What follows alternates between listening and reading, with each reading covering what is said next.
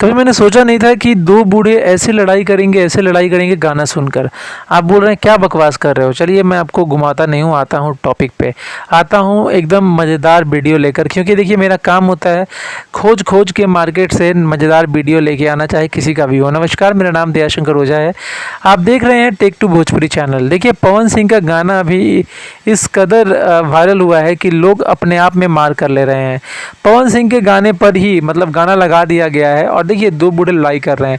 इससे ये प्रतीत होता है कि एक खेसारी लाल यादव और एक पवन सिंह, ऐसे करके लोग इसे खूब शेयर कर रहे हैं इंस्टाग्राम पे कि देखिए एक बूढ़ा जो है एक पवन सिंह है और एक वीडियो बूढ़ा खेसारी लाल यादव है। और गाना ये चल रहा था कि बबुआन से हिला, और उसके बाद देखिए मार चालू हो गया और बहुत अलग तरीके से कार्टून बनाकर इसे अपलोड किया जा रहा है खेसारी लाल के पेज से।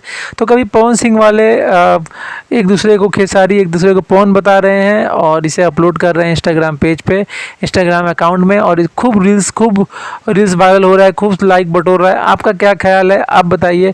ऐसे ऐसे रील्स हम लेके आते हैं क्योंकि जिससे आपको एंटरटेनमेंट कर पाएँ। मिलते हैं एक नए वीडियो, तक के लिए जय हिंद, वंदे